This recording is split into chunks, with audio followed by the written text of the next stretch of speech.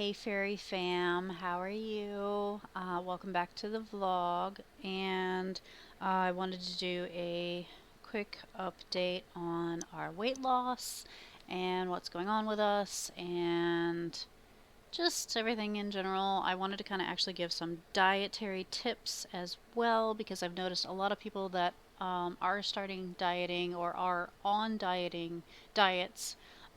They're probably not picking the best plan for themselves.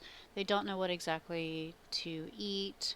They're having issues with maybe eating the wrong foods and thinking they're healthy and they're not, or maybe their body digests things differently. There are a lot of people that don't know how to start their diet and stuff like that. So I just kind of wanted to go over some helpful tips that I have found on a health magazine that might help you guys out just a little bit. So let's start off with our weight loss. This week was Michael's week 6, and he lost 2.8 pounds, which puts him at 22.2 pounds loss in 6 weeks. So it's been a month and a week now, basically. And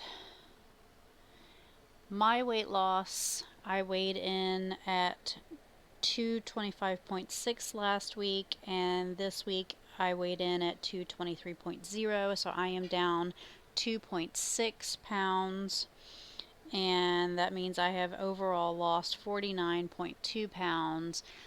I'm counting that as a 50-pound victory so far. I know it's only like points of a pound away, but to me, this whole week it's been up and down and back and forth. So to lose 2.6 overall for the week itself, and I'm so close to that goal. I know I'm going to hit it next week, so I'm just going to go ahead and go. I've lost 50 pounds, and that kind of relaxes the stress off of me looking for a number on the scale. So I am almost halfway through my journey. The goal was to lose 112 pounds myself. So it's 56 pounds would be halfway through. So I've got about maybe 7 more pounds to lose until I get to the halfway point. That's not too bad. That's not too bad. I have noticed I look drastically different. I even walked past the mirror today and I didn't recognize my own image this morning, which is really weird to say, but I mean, I had my glasses on, I had my hair pulled back, I was wearing like a black sweater or whatever, and I just kind of walked past and I was like, that's not the face that I've been staring at for the past 3 years. So I feel great with that so far. We did not do measurements this week. I'm going to try to get them for next week and see what's going on as far as measurements go, if we're down any inches or anything. So stay tuned for that for next week. Now, I wanted to kind of go over some helpful tips as far as dieting and getting started with dieting. So, number one, fill up on fiber, especially with keto. It's very difficult to get enough fiber in there because you're too busy counting your net carbs and your proteins and your fats and stuff like that. So, when it comes to actual fiber, that's actually pretty hard to find. So everybody's been doing like the MCT powder and electrolytes and stuff like that to make sure that their system cleans itself up. To put that in the nicest way. So fiber is found in healthy foods, including vegetables, fruits, beans, and whole grains. Unfortunately, on keto, you cannot have fruits, beans, and whole grains.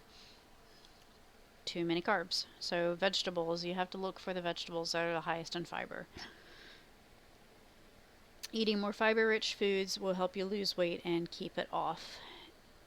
And that's basically like salads and stuff more than anything. Just having veggies every time you have meat. I mean, last night I had broccoli and zucchini. So, number two, ditch any added sugars. The big thing with added sugars is it's a little different when it comes to knowing the difference between sugars. There are some sugars and some sugar alternatives that will affect your blood sugar and that will affect your weight loss, and it will wreak havoc on your system. But there are some sugars, however, that are okay, and they won't cause issues with your weight loss. And I'm going to read them off to you so that you know what to look for in the ingredients list. So, 6 of the best sweeteners on a low carb keto diet and 6 to avoid. You ready? Number 1, stevia.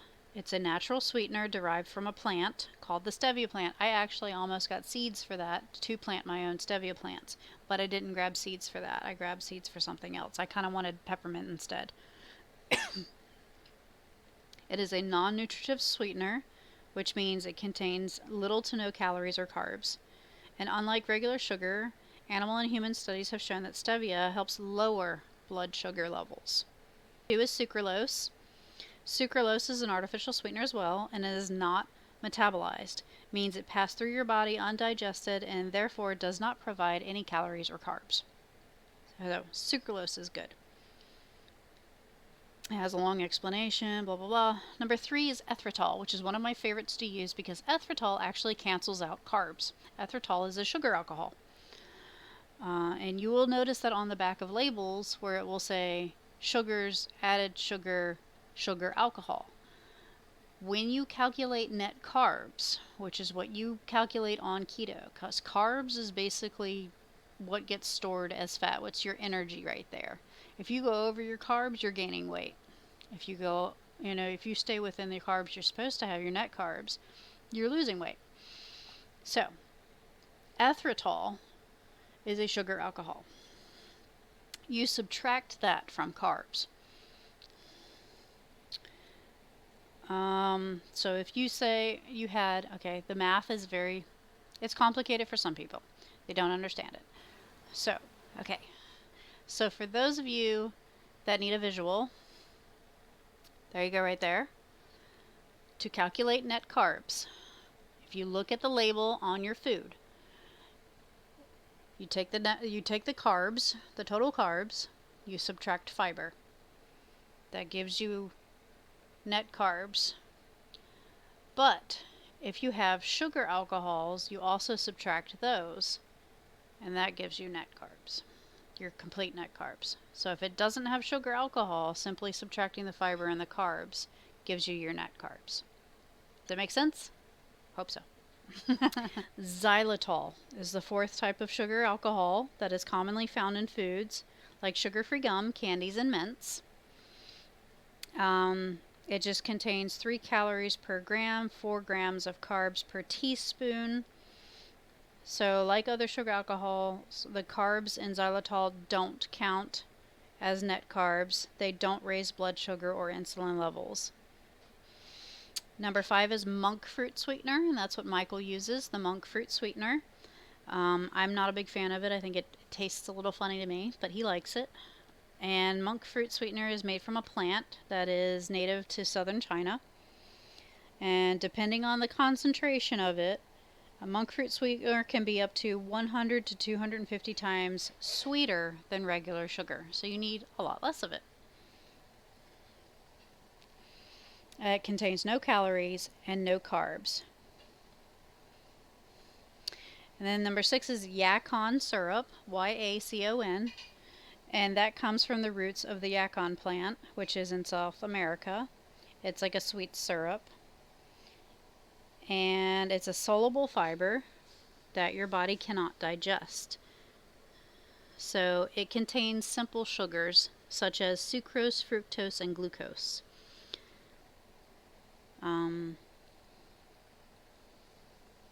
It's about 11 grams of carbs per tablespoon,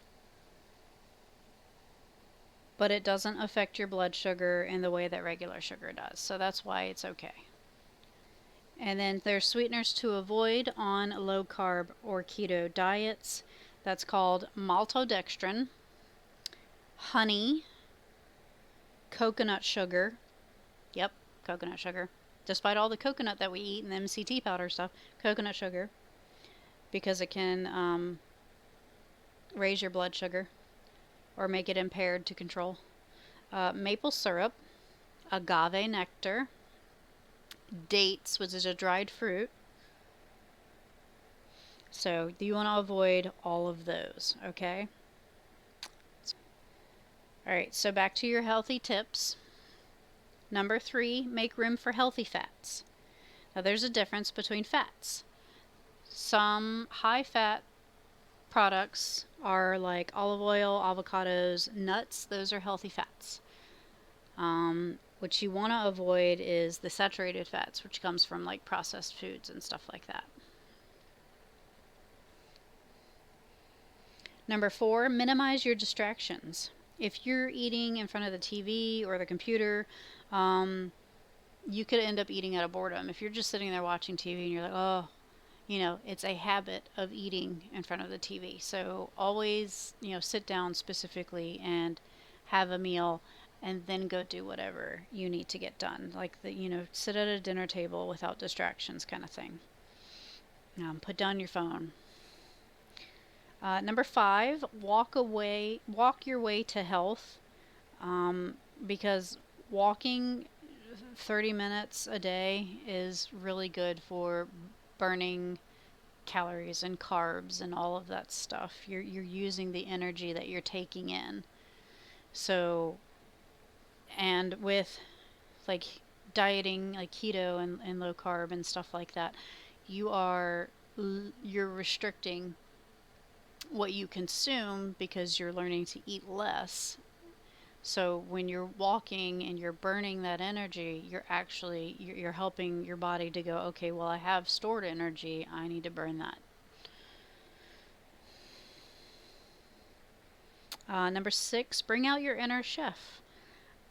The big thing about dieting is you don't want to pay for these expensive plans and them send you your food and you're waiting on your food to arrive, and in between, what if you run out of food, what if you didn't have the money for your next plan, kind of thing. You want to learn how to prepare your meals at home. You want to learn how to set up your grocery shopping list and do your meal planning and your meal prepping, and you want to learn how to do that because it's vastly important than relying on somebody else to do it for you, somebody else to run your diet program for you, basically, and you're completely reliant on waiting around for stuff to show up and having the money for it and all of that. That's too much of a hassle. So prepare your meals at home. Don't go out to eat at restaurants. Also is under that list of stuff. Don't go out and eat so often. And if you are going out to a restaurant or whatever, go for something very, very basic. Meat, veggies.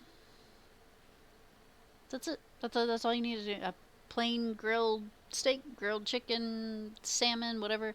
Don't do all the extra toppings and stuff like that. Don't do like the sauces on top or extra butter, because that's just fats and stuff that you're adding to it. Just grilled meat, veggies. That's all you need.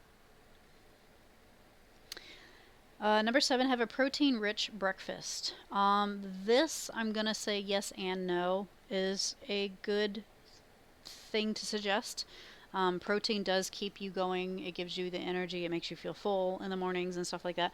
However, a lot of us do intermittent fastings and stuff like that. I don't eat until 11 o'clock in the morning, so I don't do breakfast. I do lunch and dinner and snack in between or in the afternoon. So if you're doing intermittent fasting and stuff like that and you only do like 2 meals a day and a snack kind of thing like we do, and we have our MCT powder in the morning with our coffee, I'm sorry, I have like the hiccups, then you would understand that already, that you won't need a protein-rich breakfast. However, if you want a protein-rich lunch, eggs, meats, stuff like that, veggies. They also have like protein shakes, but I personally do not suggest becoming dependent on shakes and all of that stuff. You just make fresh food. It's really it's that simple. Just make fresh food. You don't need to depend on shakes and pills, and dieting is just eating better. So number 8, don't drink your calories. Again, milkshakes, regular shakes, diet shakes, sodas, all of those are calories. All of those are carbs. All of those are hidden sugars and stuff like that. Don't do it. Don't drink them. Even juices. Juices are bad. Juices are nothing but sugar. Number 9, shop smart. Create a shopping list before you go shopping. There are tons of, there's actually online, if you look it up, there are like keto shopping lists, low carb shopping lists, and they will, I actually have one that literally tells you, what you can buy. It's like a little check line next to it so you can check it off if you want. And right next to what the item is, like it says broccoli or whatever, it'll tell you how many net carbs are in it. So you know whether or not you want to actually buy it. So that's probably the best list that I have. I've gotten now into the habit of meal prepping and stuff like that. I'm working on portion sizes still, but I mean, now I just kind of make the same things over and over and over. I know exactly what I'm buying. So it only took a couple months to figure that one out. Making a shopping list has been shown to lead to healthier eating and promoting weight loss. It also limits unhealthy purchases at the grocery store. Another big thing I'm going to put under Shop Smart that's not on here, learn to read labels, nutrition labels. If you don't understand something on a nutrition label, one, it's probably bad for you. And two, I carry my phone with me, which has Wi-Fi and 4G and all of that. I will look it up in the store if I have to. I will look up the product. I will literally type in the product and write keto next to it. And it will tell me if it's approved for keto or not. And if it's not, I don't buy it. Number 10, stay hydrated. Drink water throughout the day. This is something I really don't do. I drink maybe like 2 bottles of water at most. Number 11, practice mindful eating. This is basically instead of rushing to eat all your food all at once. I mean, I get it, when you're dieting, you're going to be hungry. But slow down. Enjoy your food, enjoy the flavor. If you're not enjoying your food, what's the purpose in eating it? You have to enjoy your food so that you're going to eat it more often. You're going to include that into your meal plans and stuff like that. If you don't like a recipe that you're trying, or you don't like a specific veggie or something, leave it off your shopping list next time. Work around it. Find something else. Be mindful. Focus on how each bite tastes. It can lead you to be more aware of when you are full and decreases your chances of overeating. Number 12, cut back on refined carbs. That's your sugars and your grains. Basically, sugars and grains, when they are refined, that means nutrients and stuff are cut out of it. You don't want that. You want your nutrients and stuff. So don't go for overly refined stuff.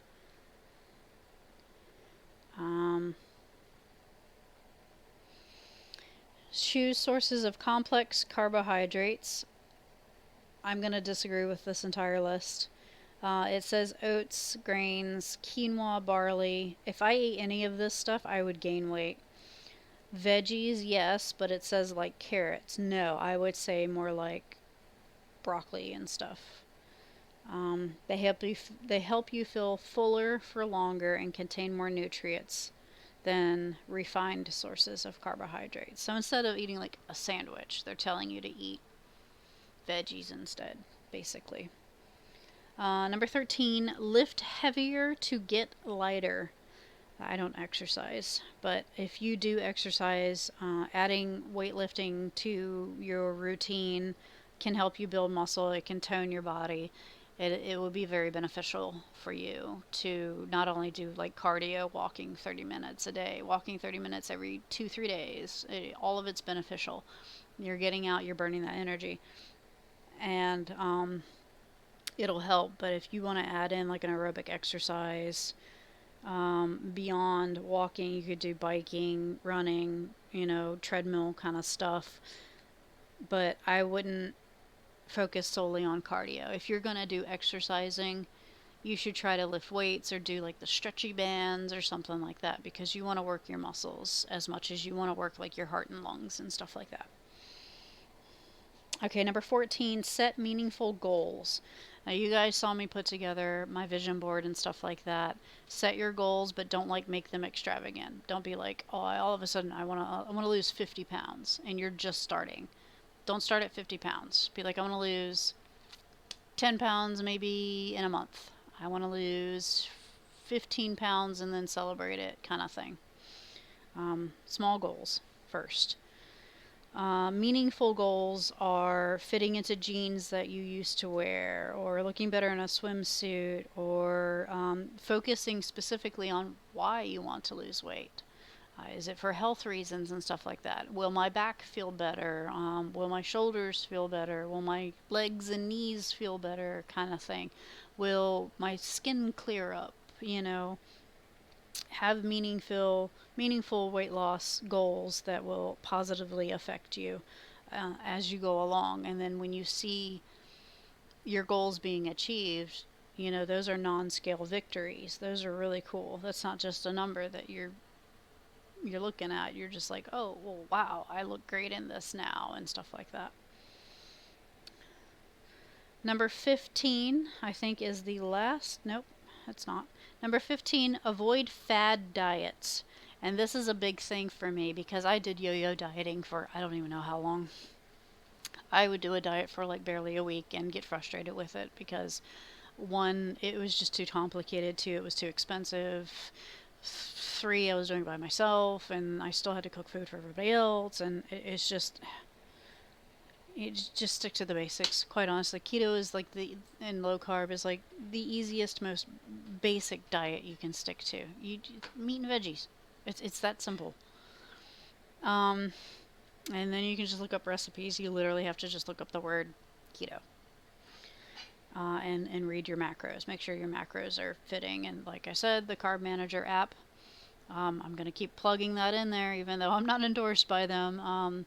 The Carb Manager app, I did a whole video on how to navigate the Carb Manager app, so please check that one out. I'll try to link it below if I can remember that I even mentioned it.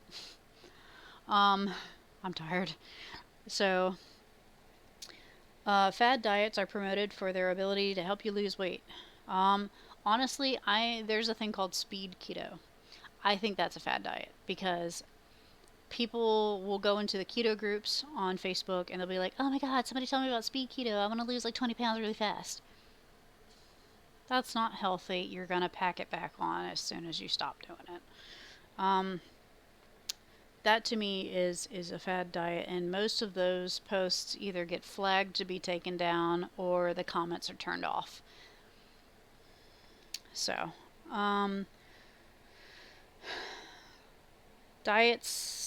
those diets can tend to be very restrictive, not easy to maintain. This leads to yo-yo dieting, where people lose pounds only to gain them back.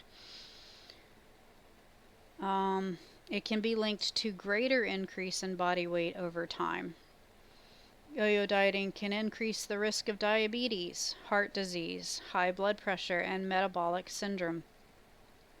They can be tempting, but finding a sustainable, healthy eating plan that nourishes your body instead of depriving it is a much better choice. No Hollywood diets, guys. Number 16, eat whole foods. So keep track of exactly what's going into your body is a great way to get healthy. Carb Manager app. Eating whole foods that don't come with an ingredient list ensures that you are nourishing your body with natural, nutrient-dense foods. When purchasing foods with ingredient lists, less is more. Less ingredients in your products is better for you. If it's got a lot of ingredients, it's probably not good for you. If it's got ingredients that you can't read, it's probably not good for you. Number 17, buddy up. If you're having trouble sticking to a workout routine or a healthy eating plan, invite a friend to join you to help stay on track. I like to call those your accountability buddies. I do not have one.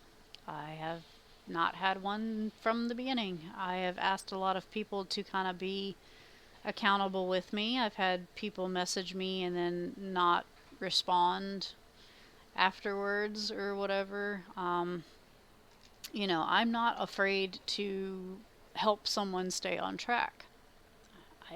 I do it with Michael. Um, I get it. I probably don't see you every day in order to physically be like whatever, but like I could do like with Michael, or you could do like with what I did with him in the beginning. Send me a picture of your food. I'm going to tell you whether or not you can eat it. Message me if you have to go through a drive through. What can I have at this place? I'm going to look it up and I'm going to be like, have this, this, and this instead, I can give you healthier options. So if you are trying to diet on your own, yes, it's very difficult. But if you diet with someone, um, you have to hold each other accountable. You can't just be accountable for both of you. Okay? You have to be accountable for yourselves and each other. Not one person for both of you. So studies show that people who slim down with a friend are more likely to stick to the weight loss and exercise programs. They also tend to lose weight more than those who go it alone. Plus, having a family or friend having a friend or family member with the same health and wellness goals can help you stay motivated while having fun at the same time. Number 18, don't deprive yourself. Telling yourself that you will never have your favorite foods again is not only unrealistic, but it may also set you up for failure. Depriving yourself will only make you want forbidden food more and cause you to binge when you finally do cave in. Making room for appropriate indulgences here and there will teach yourself control and keep you from feeling resentful of your new and healthy lifestyle. Enjoy a small portion of a homemade dessert or indulge on a favorite holiday dish as part of having a healthy relationship with food. What I do is I look for alternatives. If it's something that I absolutely am craving, I will look for a keto version of it and do the recipe for that. So it's lower carbs, lower calories, better macros for me, instead of going, oh, well, I'm just going to go out and get a cake and it's absolutely horrible for me and then I feel sick. I'm going to make a low carb, sugar free kind of thing at home instead. So take that extra effort. If you really want something, you need to look for alternatives, is my personal advice that I would give. There are things that I can't have that I want to have, and that would probably be too complicated for me to make. I can't have a sandwich. I can't have popcorn. So going to a movie theater is incredibly difficult because there's nothing there I can have. There are no, there's nothing. Not everywhere is going to cater to your dietary needs. And knowing what you can and cannot have self-control over is a good thing to learn. However, if I'm doing carb loading, which I do carb loading every few weeks or so, just to basically kind of reset your body a little bit. And I'll have my pastas that I like. I'll have potatoes or whatever to get the necessary carb limit that I'm trying to achieve for that meal only. And it's only for one meal for a carb load. Not a whole day, not a week, one meal.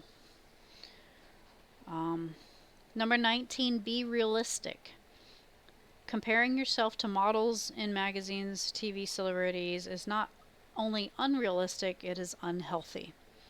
While having a healthy role model can be a great way to stay motivated, being overly critical of yourself can set you back and may lead to unhealthy behaviors. Try focusing on how you feel rather than concentrating on how you look. Number 20, veg out. Vegetables are loaded with fibers and nutrients that your body craves. What's more, increasing your vegetable intake can help you lose weight. I'm going to say yes, but you need to keep an eye on how many carbs are in vegetables. There are some vegetables that are seriously carb loaded, and then there are some vegetables that only have like 2 or 3 carbs, and those are the best to kind of veg out on. The ones with higher carbs, you're probably going to meet your limit very quickly, and it's going to be harder to digest and stuff like that. It's going to take longer, so you might not see. Actually, let me look up. I'm going to do you guys a favor. I'm going to do it. As far as keto goes specifically, the best veggies to have. 0 net carb veggies are spinach, butter lettuce, Swiss chard. 1 net carb, celery, bok choy, iceberg lettuce, mushrooms. 2 net carb, cauliflower, asparagus, cucumber, green beans. 3 net carb, cabbage, eggplant, kale. 4 net carb, broccoli, Brussels sprouts, peppers, zucchini, jicama, and tomatoes. I use tomatoes very sparingly, but I do have like tomato sauces and stuff. 5 net carbs is spaghetti squash, and 6 net carbs is artichoke. So have artichoke sparingly if you're going to do like a spin art dip or anything like that, like a keto version. The worst vegetables to have on keto, these are like avoid at all costs. Acorn squash, it has 13 net carb. Butternut squash, 13. Corn, 20. Parsnips, 13. Peas, 9. Potatoes, 24. Yams, 32. So yeah, avoid those. Basically what I was told when I started keto. If it's green, it's probably better for you. If it's any other color, try to avoid it. Number 21 in dietary tips, snack smart. Snacking on unhealthy foods can cause weight gain. An easy way to help shed pounds or maintain a healthy weight is to make sure you have healthy snacks available in your home, in your car, or at your place of work. Stashing pre-portioned servings like mixed nuts in your car, cut up veggies, hummus, ready to go in your fridge will help you stay on track when you're craving snacks. That's why I make I have the little fat bombs from Slim Fast. We have those in the fridge. I make like little fat bomb recipes. Like I just did the candied pecans. Those are fat bombs. It was a super easy recipe. Low carb. You guys have seen it. We have the bags and bags and bags of pork rinds, the mixed nuts that are prepackaged, everything like that. Those are all healthy snacks. I only allow myself like 1 or 2 a day. It all depends on what I eat as far as my meals, how big my meals are. So, number 22, fill the void. Boredom can lead to reaching for unhealthy foods. Studies have shown that being bored increases overall calorie consumption because it influences people to eat. Find new activities and hobbies helps to avoid overeating because of boredom. The concept is you're too busy to eat. You're so focused on something else or something that you're doing, maybe fixing up the house, like this, my video editing and stuff like that, my dieting, meal prepping, homeschooling with the kids, my critters. I busy myself during the day with my critters, doing house chores, that kind of stuff, running errands. I do my paintings and my diamond art. I have like a million things I can do instead of sitting around going, I'm bored. What would be really good right now? Some macaroni. You're not even going to be thinking about it. You'll be thinking about whatever you're doing. Number 23, make time for yourself. Creating a healthier lifestyle means finding time to put yourself first, even if you don't think it's possible. Life gets in the way of weight loss and fitness goals, so it is important to create a plan that includes personal time and sticking to it. Responsibilities like work and parenting are some of the most important things in life, but your health should be one of your top priorities. Whether that means preparing a healthy lunch to bring to work, going for a run, or attending a fitness class, setting aside that time to take care of yourself can do wonders, both mentally and physically. And I'm going to add to that it does say to have your, prepare a healthy lunch to bring to work. You need to pre-plan worst case scenarios. That's why I do my meal prepping, because if it gets to a point where I am worn out, I've been cleaning and doing whatever during the day, running errands or whatever, and I don't have time to cook. All of a sudden, I don't even know what to cook. I don't know what anybody wants. I don't have time to thaw food because I haven't thawed it, in the fridge to begin with. I don't want to sit there and meal plan for somebody else, including myself, and I'm exhausted and I probably don't have the energy to stand there and do anything, and I don't want to order food because I don't want to waste that money. You're going to want to learn to meal prep. You're going to want to learn to plan ahead and go, like with Michael, for example, he's out for work, he has to drive around and everything like that. He's not going to be able to stop for lunch every time at the same time, or even at all. Sometimes he's caught up doing a job for hours at a time. So he needs to pre-plan ahead. I'm going to have packets of nuts or pork rinds that is going to tie me over until I can actually eat, and they're going to be in my vehicle. Plan for being sick. If you're going to be sick, you need to have meal prep and stuff like that. That kind of just plan. Life happens. You're going to get stressed out. Like this COVID stuff that's going on, a lot of people are completely stressed out, and they're eating out of stress, they're eating out of boredom, they're eating, and it mentally affecting them and physically affecting them. And to me, it's just an excuse because you didn't pre-plan this might happen. I might get sick, or that maybe I'll lose my job, or whatever. Maybe I'll get stuck at home because my car doesn't work or something like that. You have to pre-plan that life is going to throw you some curveballs. You're going to get stressed out over something. You might get overly bored in a situation. You can't use that as an excuse. Instead, focus on, de-stressing. Focus on what you can do to better your mind and to declutter your thoughts. And I mean, you guys have seen it. I've fallen apart on my own videos lately because I am overly stressed. I am dealing with a lot lately. But that's not an excuse for me to go off my diet and binge or make excuses and I'll just jump right back on the bandwagon in a week or so. And there's no excuse. I am dieting. I have planned for me to be stressed out. I have planned, I'm used to this, this grocery list, this meal prepping. I'm used to all of this. I have my Carb Manager app to keep me on track. I have my videos that are going to hold me accountable. I have my viewers and people that support me that are going to hold me accountable. They're looking to me. I'm noticing because I'm getting all these comments and these private messages and stuff. I've got people that watch this. They never comment my videos or anything like that, but they'll message me and be like, I've been following your journey since day one. You've shown me ups and downs. You've been an inspiration for me to stay on track.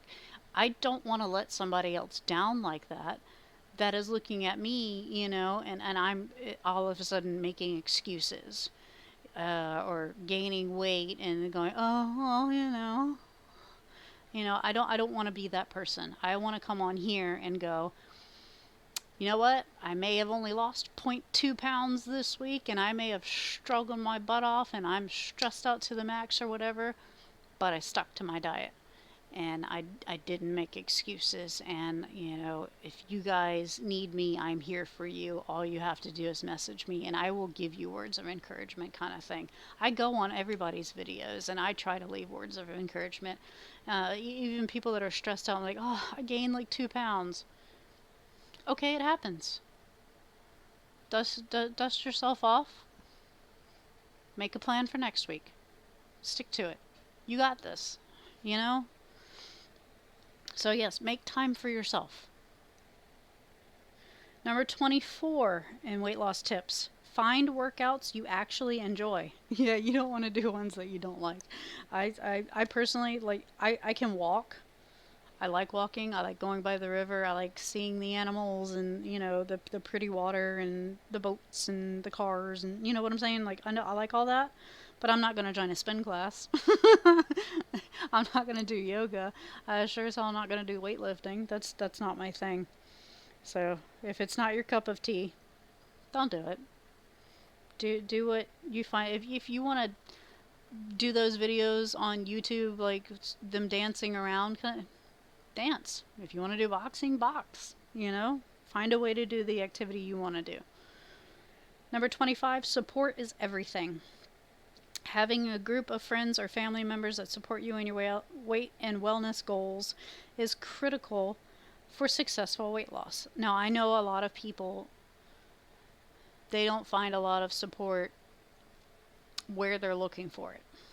I certainly, when I started my dieting, I had a bunch of people that were just like, she's not going to stick to it. Or, whatever. Or they were on their own diet journeys and they weren't being very successful, but they were trying to give me advice, kind of thing. You got to figure it out for yourself. And you might be starting it off by yourself. But once you get that traction going and people are noticing you're making progress and stuff like that, you're going to find that support down the road. So don't get frustrated if you don't have that support right away. Okay? And if anything, if you're starting a weight loss journey right now, or you just started it within like the past week or so, or you're struggling trying to get it going, leave a comment. I got you. I can support you. I love supporting people. Michael wants to add well, it's not a question, it's tips. Well, because and I just reached the last one. This 25 tips to starting your weight loss journey. I had a lot of people. I was adding to it. A lot of people asked me because I told them about the keto. I've lost this much weight. Mm. They're like, "Oh my god, that's amazing. Is it expensive? Like, how much more is it to do keto than say just a regular cooking diet or cooking schedule?" So if you guys can't hear, I can't obviously hear myself on a recording, but Michael said that people have asked if starting your diet, your keto diet, or low carb, is it expensive? And a lot of people want to focus on the cost of dieting, which is why I said at the beginning, one of the tips, don't do the fad diets. Honestly, I'm not a fan of Weight Watchers and stuff like that. I see people on it for years and years and years, and they yo-yo on it, and they go off it, and they gain the weight back, and they have to go back on it, and they're frustrated with it. And it's different, I don't know how it works, different color systems that they're on. It's too complicated.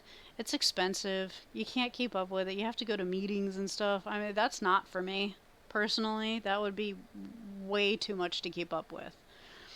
But what did you... Like, I guess, for example, like... I don't think it's any more expensive than going out and buying groceries for a family of 4, Right. if you already have a family of 4. I still buy the same groceries overall. I still stock up on chicken and fish, which isn't very expensive. The veggies, however, produce, every now and then they'll raise prices for. Lately, because of the COVID thing, they're raising prices of meats because all of the meat plants are having issues with not only processing but overstock and stuff, like they can't ship it all out and everything because their factory workers and stuff are getting sick. So like, for us to make say, like, a steak dinner, It would and cost the same it as would any cost the other same. steak dinner. Even However, like doing I like said, if I were diced doing, cauliflower for mash substitute, like the price is still equivalent. Like it just works out. except, like I said before, I could make excuses and be like, I really want a chocolate cake. I could go and buy a Duncan Hines box mix with some frosting and eat my way out of everything right about now. Or I can look it up online and find a recipe list. Unfortunately, if you're going to be on a diet, your recipe list is going to be a long list. And all of those products are not going to be cheap. Almond flour is what, like almost $10 So for a it, bag. You so know, it's the when we make xylitol and the erythritol is like $10. the specialty stuff that it gets Yeah, when you expensive, make like the the specialty pizza. stuff, because you need all those ingredients, Right. and there's so many. But on Um, just a regular day to day though, it's not expensive. Day to day, it's not expensive. It's when you It's want to it's do not something as special. expensive. Yeah, so don't let cost or the fear of how much it's going to cost, because a lot of people are like, eating healthy is just more expensive than buying regular groceries. Not if you're buying the right stuff. Um, Literally, to be on keto, nuts, pork rinds, meats, the correct veggies. I already read that list off, what veggies were more acceptable to use. Yeah, that's what. That's all you need. Anything else beyond that is just ingredients for recipes, and those are going to be expensive. The flours and the sugars, and those are going to be expensive. My MCT powder is like $5 Oh yeah, for a little yeah. The powder, MCT and that is. lasts like a week or two. Like, they don't put a whole lot in that little package, and you're paying for it. But that's what I get asked the most. You don't. Is well, how much does it cost to be on keto? It's not like a plan that you have to eat specific foods. They mail it to you, Right. or you have to pay a monthly fee or anything like that. It's not. You're just adjusting what you buy for groceries. Yeah, you just adjust your groceries and then you go. I go recipe to recipe. If I know I have an extra $50, I'm gonna try out a recipe and buy all the ingredients that I want, and there's my $50 right there. Usually for a complicated recipe. The pecans, what I spent like $20, if that, to put all the pecans together. But I already had half those, and I had the erythritol, and Yeah. And another I mean, one. you're not using a lot of it all at once. You're only using like a tablespoon here and there, so it does last a while. It's just really expensive for that. Another one I hear a lot, and I think I heard you already cover this. And you don't need pills and shakes. Was the well, I would be the only one doing it, so I'd have to cook two different dinners. Like that's another big one I hear, So the and I other think one that would be was hard. I would be the only one dieting in the house, and I would have to make food for everybody else separately. Um, that was my initial problem when I started weight loss. That Also, I had to the make eating different regular meals or food adjust next the to people. meals. Yeah, or somebody eating something I can't have sitting next to me kind of thing. That was a huge issue in my beginning of weight loss. Quite honestly, if you're just going to go buy those groceries for yourself, you should just buy them for the whole household. Don't pick up that box of macaroni and cheese. Don't pick up, what you can't have. If you know that you don't have if you haven't earned or strengthened the willpower to go, I don't want it, you know. Yeah, just make everyone's meals Just keto make compatible. everyone's meals the same. My kids are teenagers. They can make their own food. I buy them their own separate groceries. They do have their bags of chips. They do have spaghetti. They have their canned pastas. They have their, ramens and muffins and cinnamon rolls and like all the prepackaged stuff that's easy to make. I've taught them how to make it. I don't have to make their food anymore. So I don't even have to see it. They can just make their own food and go about their day. But for dinners, if I'm making dinner, like tonight, we made the enchilada chicken kind of. It wasn't really a soup. It was more like a slow cooker casserole. by the time I was done with it. with some water in there. Yeah. Um, but, I made that for the whole family. I don't know if the kids liked it, but, that's what was for dinner. And if you don't like it, go make yourself a packet of ramen. Yeah. um, it. I don't know. I will make chicken for everybody, chicken and veggies. I will make, and if they want a little extra, they have all of that. They have, their little packets of microwavable macaronis and stuff if they want to add to it. Or, I'll ask, I keep canned veggies. I keep corn and peas and stuff that I can't have, but I also have cans of green beans in there that if I need an extra veggie, I can be like, go ahead and pick your veggie. I just don't touch that pot. That's not my veggies. That's their veggies.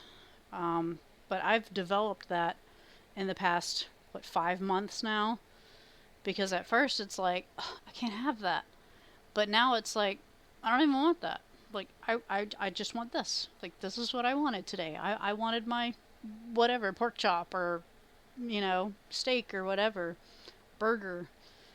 This is all I wanted. Like even like burgers, we can't have the buns and most of the sauces. We have our own sauces. Like there's Right. always alternatives And, to what you can't have. You can make it a version of it that you can have. I have sugar-free ketchups, and sugar-free sauces, and the G Hughes sauces are what, like two something yeah, dollar, they're two not dollars that bad. something. They're just as pricey as any other sauces you're gonna buy.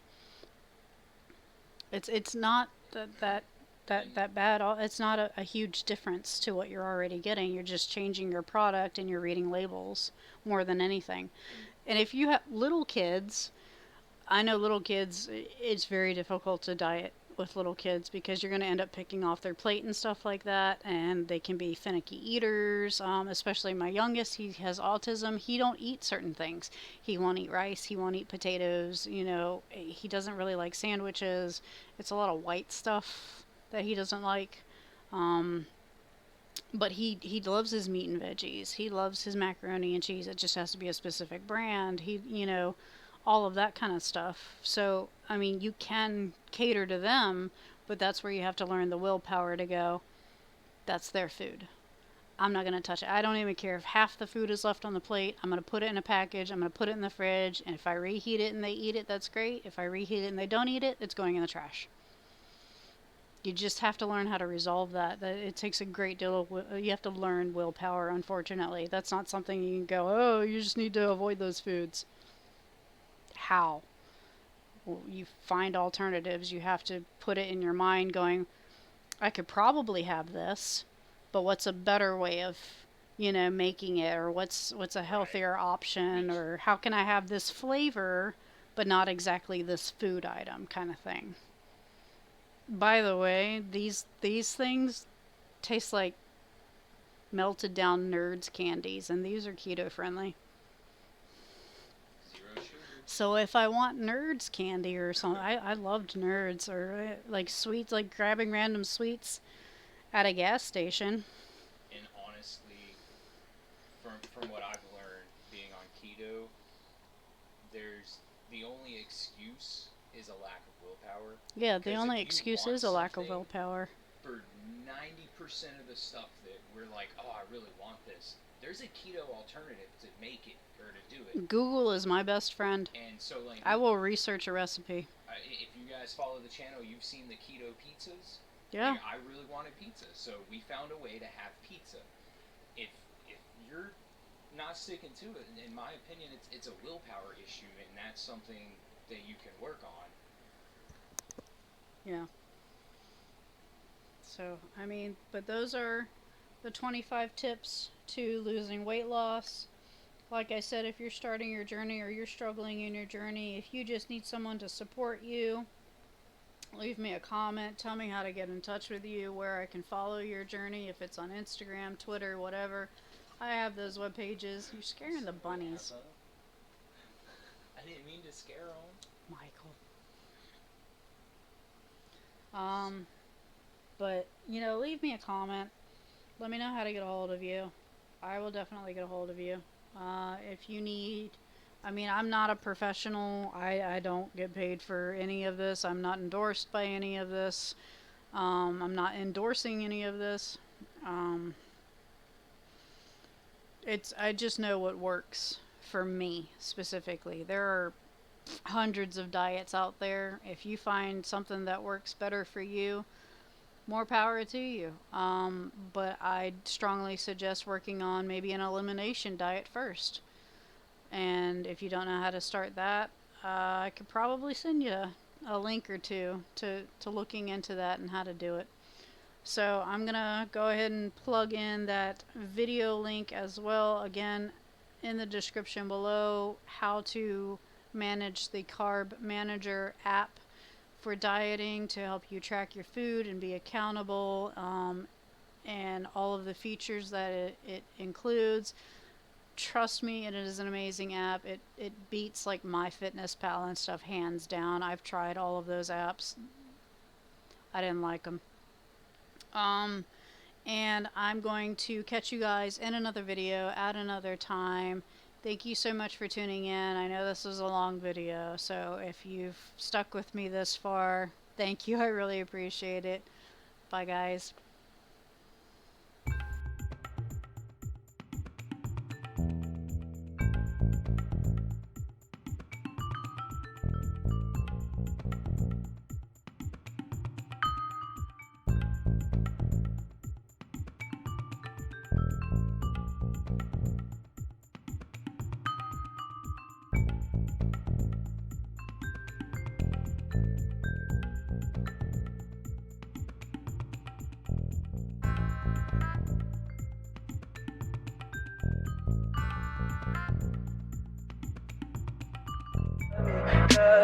Tell me pretty lies, look me in the face.